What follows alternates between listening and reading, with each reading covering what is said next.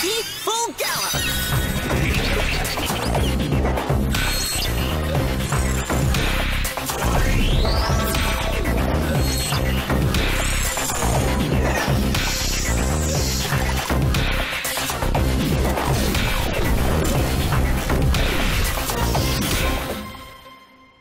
Lord! Bruh. This transformation nearly put me in tears. Oh my god.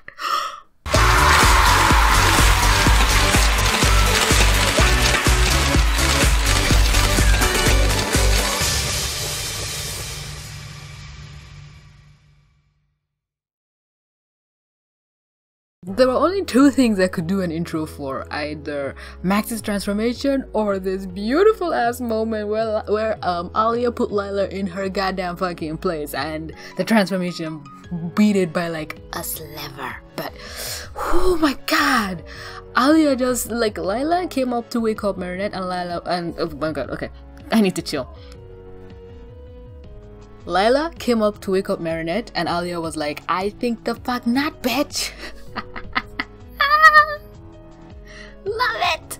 I did not know Alia could be this savage, and we know Alia is kind of on Alia is more on Lila's side than she is on Kagami's side, which is worrying to me. But Alia was just like, you ain't doing shit, bitch, back the F up. And in this episode, I really loved Marinette's friends. Like I was just like, oh my god, I wish I had friends like this. Like they were just so happy for her, and I'm just like, yes, friendship goals. I still want to know whose hand it was that turned Alex's head, because it's really pale, and at first I thought it was Rose, but Rose is more tanned than Julika, but Julika has gloves on her hand, and we know Milen's hand to be a little more, no, I thought it was Milen, but I was like, nah, it's a little, Milen would have thicker hands unless the animation is off, and Alex wouldn't be in front of Milen.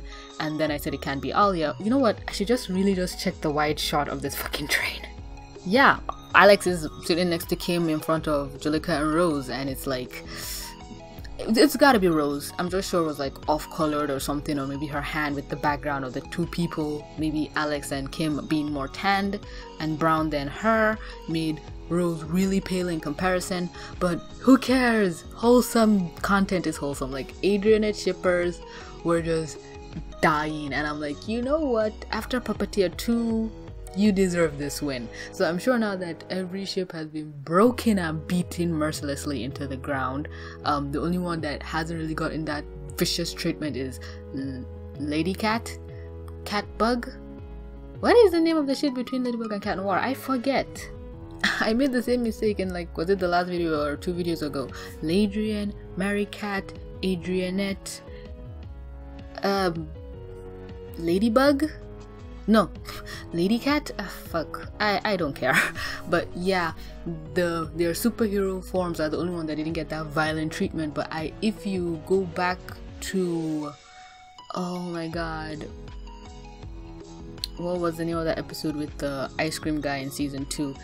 Season 3 is basically breaking down all the other ships, but the main hero ships are the ones that over a longer period of time we've just seen Ladybug reject Cat Noir over and over again. Hell, she did the same thing in Ladybug, which was sad because you can really see Cat Noir really wanted to believe she finally fell in love with him, but it is what it is.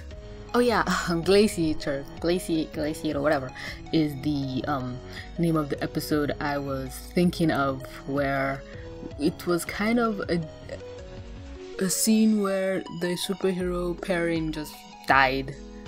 Glaciator just died a horrific death, and it was the one that sparked Mary Cat for me. So the one that sparked another died, and now it's like whatever they so I was so close to saying an African statement, and I was like, I got Americans watching me.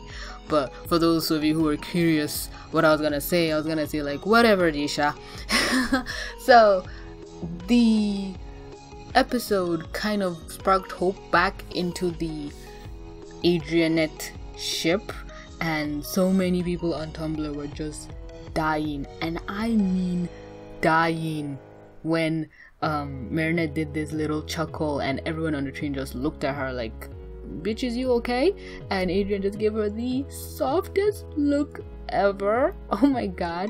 And Oh yeah, jumping sideways. Oh my god, this review is gonna be long. I have the episode up in front of me. I kept all the others short because I didn't really have it, but Nathaniel's drawing really good. I really wanted Mark to be with them, but I have to remember he's in a different class. He's probably maybe a year below them, who knows, but Nathaniel is really good at drawing. He just sat down and drew his teacher, and she must have been in that pose for a long time. And the second thing we see is like Milen caught onto Lila just being a bitch, and I'm like, how did Lila pick up on what they were doing? I don't know, maybe she just side-eyed them, and she was just, I just love Alia so much for just cock blocking to the max. And what Adrian just sitting there because Alia said she wants to sit next to Nino. Alia was just a good friend in this episode. In most episodes I'm always like, oh my god, Alia bitchy much, but in this one she was decent. In Ladybug as well, she went back to her reporter roots, because I said for most of season 3 Alia has just been portrayed as the girlfriend or the black couple, her and Nino, because her and Nino's characterizations just fell into the garbage. But here you can really see it, and it meant Alia had to lift up Marinette so she could go to Nino or she could go to Adrian and do what she did.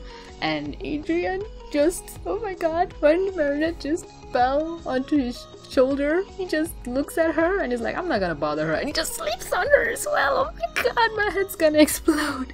It was so cute, it was so pure, it was so wholesome, and the picture Alia took, you could just see how it just made Marinette's entire existence. I'm just sure that's gonna be her new screensaver. Like the way she just jumped Alia, I was like, I feel you. And Adrian rebelling against his dad, telling him that he didn't have the school field trip. It's like Adrian had so much faith in his dad that after a year of going to school, basically he realized this man isn't gonna let me do anything, I might as well lie to him. And after that, now he's like, that's probably my last field trip, because Natalie will try and make sure to get any information on any field trip coming up in the school, and his dad's just gonna say no because of shit like this. Apparently I feel like sooner or later his dad is just gonna pull him out of school entirely. I'm not even talking about the fucking superhero. Did Max mention his superhero name, or did they just decide on Pegasus and his weapon being a horseshoe? Like, Max has his own vision, and I was like, oh, Max gets the vision before Cat Noir, because we only see Adrian's vision in Oblivio. We did not actually see Cat Noir's own vision, but you would argue, yeah, Cat Noir doesn't really think things through, he's more brash, whatever, I don't care, I'll give you that.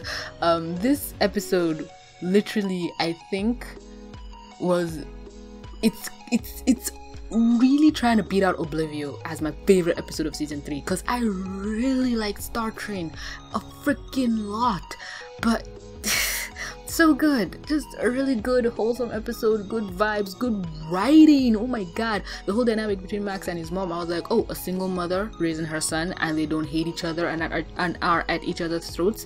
Beautiful. I don't know if she's a single mom or not, because it would be kind of cliche, the black single mom, but it is a cliche for a reason.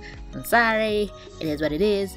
But I just love the dynamic between the mom and how she wants to be an astronaut, and how, despite her having a kid, she's not gonna let it hold her back, and she's aware that she has to be in space from months on end. From what I can tell, it has to be years on end, and she's like, her son is grown enough to be on his own. And remember Gamer 2.0, where everyone was like, Marinette's parents basically adopted Max? Imagine if his mom actually leaves and the Dupeng Chengs just literally just take this boy in. That would be beautiful to witness. Maybe get a little jealous action from Adrian because he wants to be in that situation, I don't know. But yeah, Startrain, really good episode. It and Oblivio are literally my favorite episodes of the season. Let me know what you think.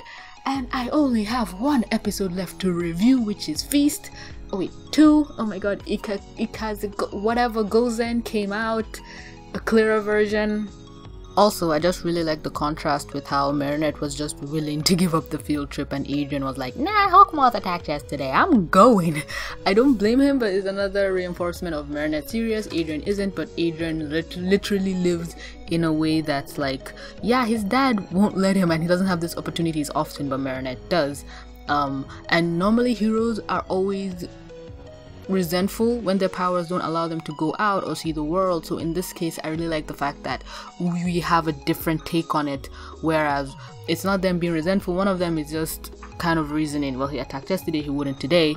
I think that the same thing was kind of thought to have happened, I think, in, was it Sandboy? But we just know Hawkmoth is just obsessed, he doesn't sleep. And Marinette is just like, I'm not going. But then Masafu is like, oh no, have fun, here's this Miraculous, it helps you transport. And I'm like, okay then. I like this change. It just gave me flashbacks to this cartoon, The Life and Times of Juniper Lee from Cartoon Network, where she was literally contained within her town and she can just never leave, and that's just depressing and terrifying. And she wanted to be an astronaut as well, oh my god. Also, before I completely forgot to mention this, Ladybug knows that Cat Noir was on the train, and she's like, don't let people know. And he's like, there's hundreds of people on this train. But then she gave the excuse that, oh, they used the Miraculous to get here. And I'm like, but then who wore it to transport you here so you guys can be here? Or are you trying to say, oh, you wore it, you transported yourself and Cat Noir onto the train, and then you retransformed and wore your Ladybug Miraculous? That would make much more sense, but it's much more complicated for people to think about. And then Chloe, I just liked Chloe in this episode. She's like, I'm Queen Bee, so don't worry, but there's an Akuma. And everyone is like, oh no, Chloe's lying. And I like how Alia and Yuno went to investigate, but they kind of helped the Akuma get out more, and the Akuma just went for any negative emotion. And when Max's mom said she had to hold on to that object or the train would stop, I don't know what that would have happened in space. And it was also kind of scary to actually think advice like that can happen in real life, because my hand would give out quickly, especially if it's like a 3-hour train ride. Oh my god. Chloe saying, oh, where's my Miraculous? And they were just quick with it. I think this came before Miraculous, and they were like, oh, if we knew you here, we would have brought it. And I'm like, ugh. The writing in this episode was golden, top fucking tier. But yeah, back to whatever it was I was saying. I just had to cut in to say this. My chest hurts. I've been doing these recordings back to back. Please support me on Patreon. I try. But yeah, thanks so much for clicking to watch. But with that being said, this is TVC. Mwah. Signing out.